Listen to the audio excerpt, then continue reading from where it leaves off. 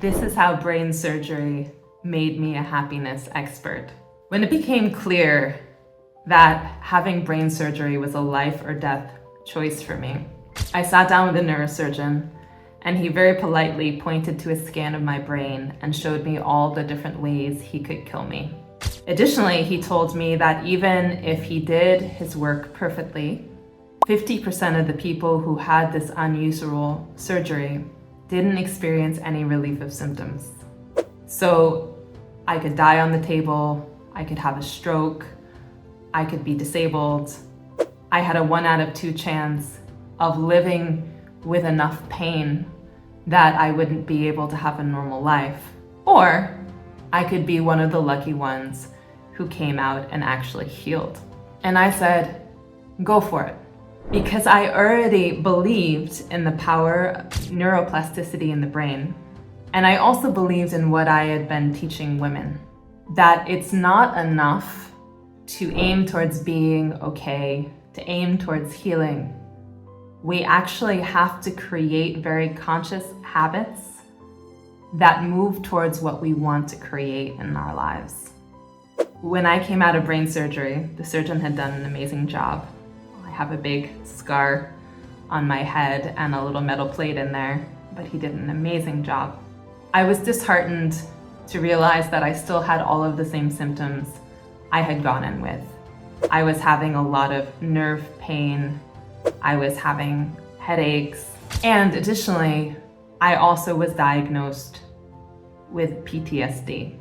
This meant that I spent almost all nights awake, being completely terrified, seeing ghosts from my childhood that were painful, and experiencing depths of aloneness that were devastating. And I knew it was my moment to be my own experiment. It's one thing to use the things I was teaching people to make an incredible, creative, thriving life. It's another thing to be severely traumatized with a brain that takes 1 year to heal, and having had your nervous system jostled in a pretty intense way, because of course the brain is a big part of the nervous system, and all of my symptoms were nervous system related. So I went to work using the techniques that I will be teaching in this business, joy, play, awe, the habits of happiness, to rewire my brain. I taught my brain to create new neural networks, and I showed it very intentionally where to focus. I taught it how to create and not respond and recreate. Within 6 months, all of my symptoms were gone, almost all of my symptoms.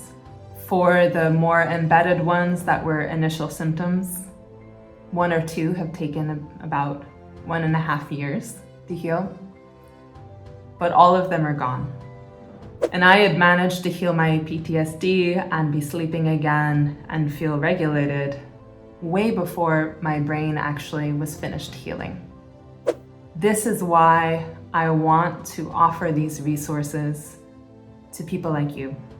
One is, you don't just need to use them to heal from big things like I did, but you can.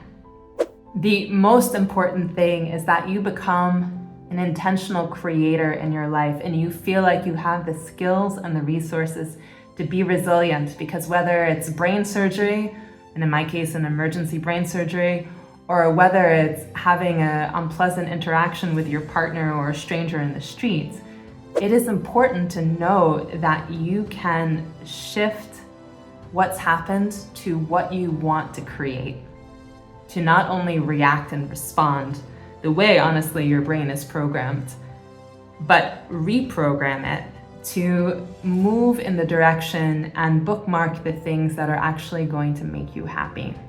We live in a society that is always marketing happiness, but really what it's marketing is dopamine hits. If you have this, if you have that, if you do this, if you're this way to this person, you'll feel good. And you'll feel good for a half a second.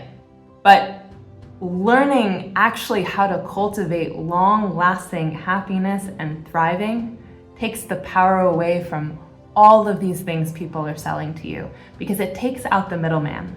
What if you didn't have to buy the car or have the figure or have the partner or, have the dress or take the trip to actually experience true joy? What if all of these things that you want could be extra because your new normal is feeling grateful, is feeling fulfilled, is taking action from desire and not fear or guilt or shame? What if you could just go from A to B and not run around on some weird treadmill that only every once in a while hits the mark? And then what if you could have a big life event happen? Because we will all have a big life event happen.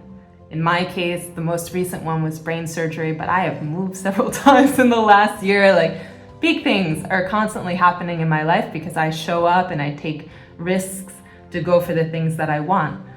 But things that may have happened in your life or may happen in your life could be the death of a loved one, a move, you get sick, someone close to you gets sick.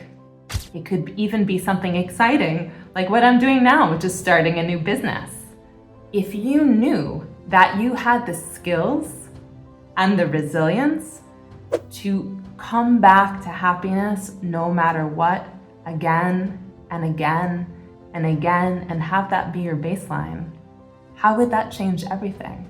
What if you didn't have to create everything perfectly outside of you so nothing could be out of place to feel happy, to feel joyful, to feel fulfilled, to feel a sense of purpose, to feel connected, to feel important?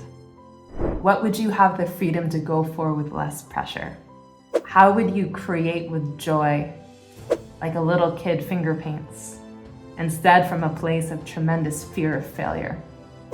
Welcome to Joy, Play, Awe, the Habits of Happiness, a place where you learn resilience and where you learn how to be the creator in your life, how to put the building blocks into place to create a new normal that becomes less and less shakeable until you trust it and you trust your capacity so immensely. You can do something like I did, which is go into a brain surgery and be like, I'm gonna be okay. And then not only be okay, but be amazing. 2 years later, I'm starting a new business, having traveled all over the world, having lived in several different countries and made friends in all of these different countries, having gone to Argentina to learn tango, right? Built several homes, worked with lots of clients. 2 years after brain surgery, 1 year after officially my brain healed, 2 years after being diagnosed with PTSD, that could have been a life sentence, with neurological pain, that even after the surgery could have been a life sentence.